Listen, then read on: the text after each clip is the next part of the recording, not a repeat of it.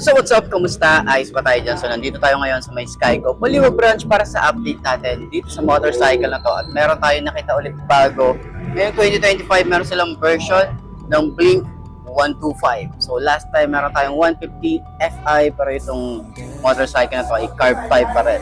Pero ano nga bang meron dito? Alamin natin kung ano rin ba ang pagkakaiba dun sa 150 at itong 125. So tara, samahan nyo ako, walk around natin. Ayos na ayos siya. Yeah, I'ma train hard, mistakes turn into learned scars. To build a brickyard, it's one by one, each bar. So build it tall, build it strong, build it large. And build a base first, so reliable, you can reach the stars.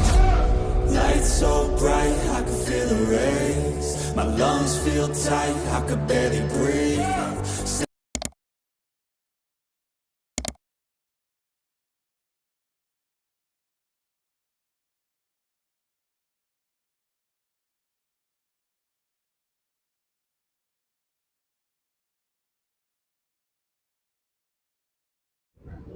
So yun ang mga best no, sa lahat ng mga nagtatanong magkano nga ba ang itong motorcycle. Ito ay nagkakahalaga ng 60,000 kapag kinuha nyo ng cash. At syempre available din po yan sa installment. Ilalagay ko sa screen nyo para meron tayong reference. So sa tingin nyo, sulit nga ba ang presyo niya ngayon 2025? At para sa mga gustong bumili, pwede nyo akong i-contact sa aking Facebook page na iMart Moto 2.0 para at least ma-assist ko kayo at mabigyan ko kayo ng price. Or yan, nasa ano nyo, di ba may price list na tayo yan. So, sa lahat ng mga nakagamit na pala ng ganitong motorcycle, baka pwede nyo i-share dyan sa comment section. Ano nga ba yung mga naging experience nyo sa motor na to?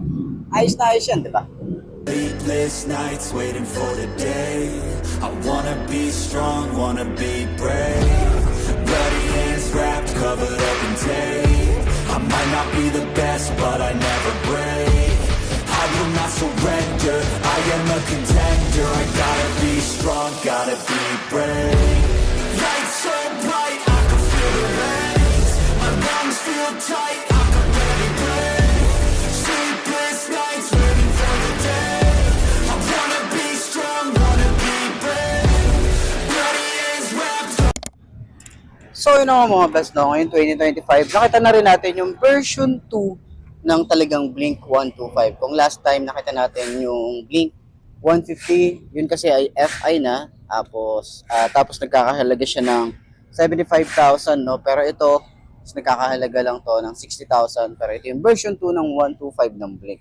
So mapapansin natin dito yung harap niya is talagang binago na ng version na to. Okay, so yung dating Blink mas pinaangas nila ngayon at alam naman natin kung saan nga ba siya inspire dahil nga dun sa tawag dito sa Honda Beat.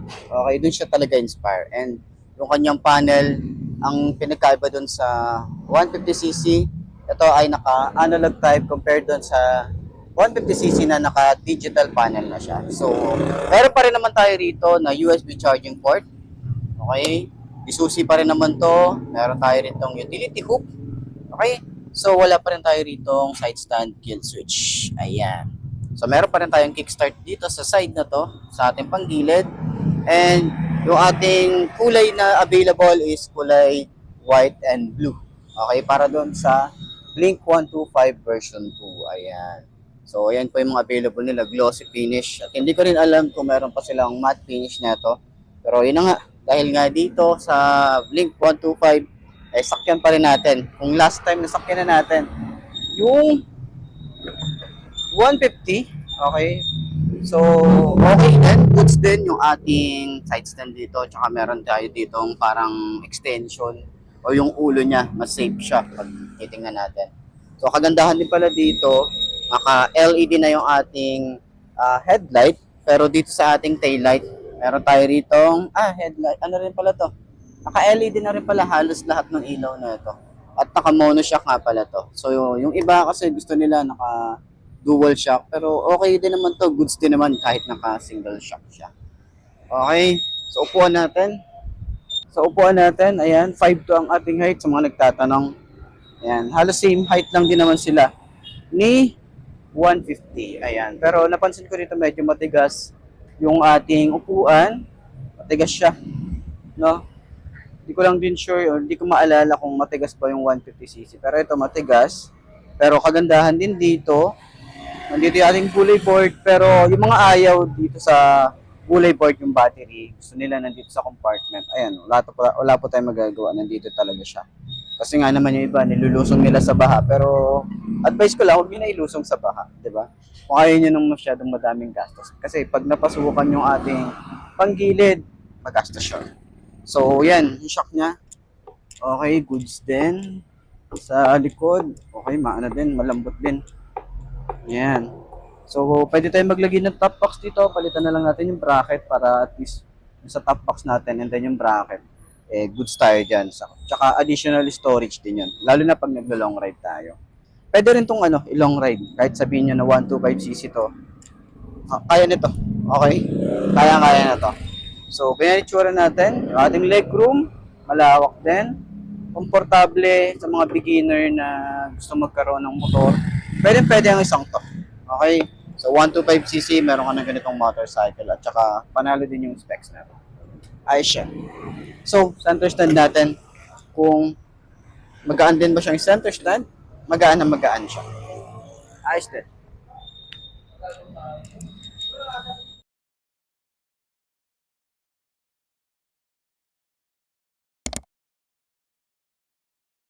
So, nakita rin natin dito sa Skygo Poliwag branch ang kulay white ng Blink 125. Ayan. So, meron silang available na dalawang kulay dito, white and kulay blue. So, ayan, kita nyo naman kung last time nakita natin yung kulay na black, pero EFI kasi yun at 150cc yun. Pero ito, carb type naman to. So, ikutan na natin, pinintay natin, ayos na ayos siya.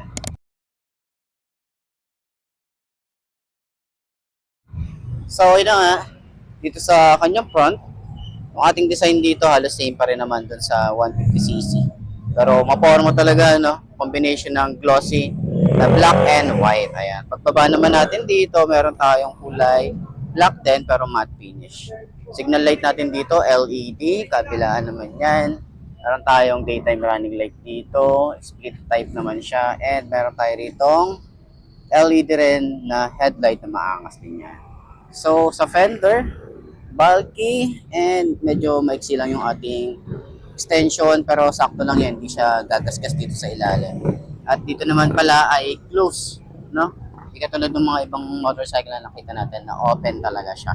At mahirap siyang linisin. Pero ito madali siyang linisin kasi talagang wala siyang butas. Ayan. So, naka-telescopic fork. Meron tayong rubber boots dito.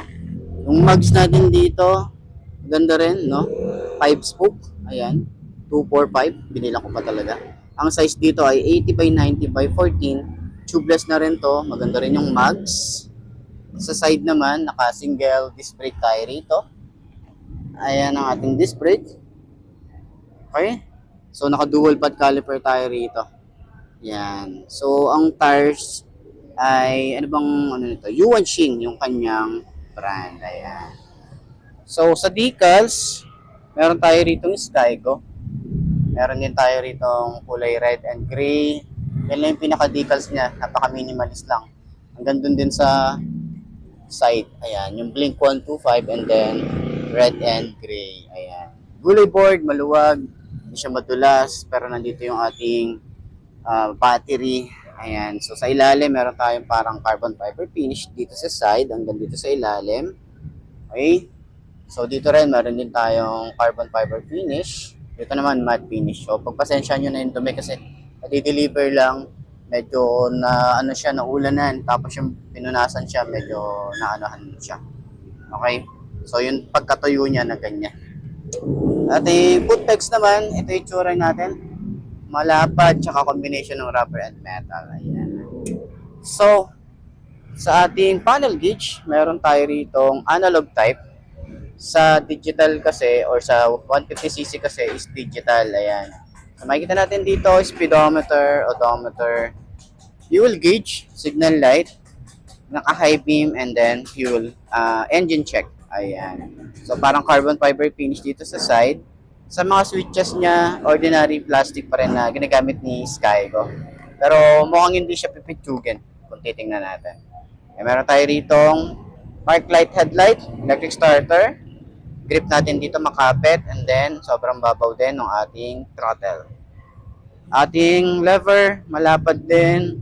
Smooth naman. Sa side naman, meron tayong high and low, flasher, signal light, busina, electric starter tuloy, busina. And then, yung ating lever, smooth lang din. Okay, yung grip, makapit. USB charging port, meron tayo rito isa. Okay.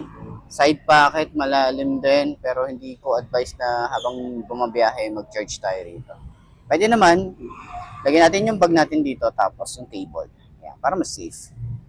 Ignition, simple lang, pero may shutter lock tayo rito. Ito yung susi. Ayan. So, dito naman sa side, barya. Kasya dito. Yan, mga barya, yung mga talagang hindi mabilis mahulog. Ayan. So, sa upuan, gaya nga ng sabi ko, hindi siya ganun kalambot, hindi rin siya ganun katigas, saktuhan lang. Sa gitna siya. Saka makapal yung foam. Kahit dito sa OBR, makapal din yung foam. Helmet hook, meron tayo rito. Compartment natin. Kahit pa paano, meron tayong mapaglalagyan ng mga basic tools natin. Yung gas tank natin dito, malinis lang din. Yung ating grab bar, ganda rin yung fix. Okay, para siyang binalot na goma. Then meron din tayong part dito na parang carbon fiber finish. Ating taillight, LED rin, tapos signal light LED. Meron tayong reflector, ating fender, malapad din. Tambucho, meron din tayo rito cover, flexible at parang carbon fiber finish. Naka-drum brake tayo dito sa likod, naka-tubeless na rin yung tires, at yung size nito ay 90 by 90 by 14. Ayan, naka-drum brake tayo rito. Tapos dito sa likod, meron tayong cover na ganyan. Yan. Tapos yung, ito parang hindi mo mapapansin na ano na carb type parang may throttle body rin siya doon na pang FI. Ganyan yung itsura niya. So, dito naman, naka-monoshock din tayo rito. Panggilid natin, mayroon tayong kickstart. May Skygo tayo rito na naka-engrave. Ayan. Filter natin dito, maliit lang din. So, yan ang itsura natin para sa Blink 125. So, sa lahat ng mga gustong kumuha, pwede nyo akong kontakin sa aking Facebook page na iMark Photo 2.0 and pwede nyo rin akong i-message, okay? Or pwede kayong pumunta dito sa Skygo Baliwa branch. Yun lang po. Maraming salamat. So, yun mga boss, no? Ito na ba ang motor na babagi sa'yo? Kung ito na nga ay markahan mo na at mag-subscribe ka na sa aking YouTube channel.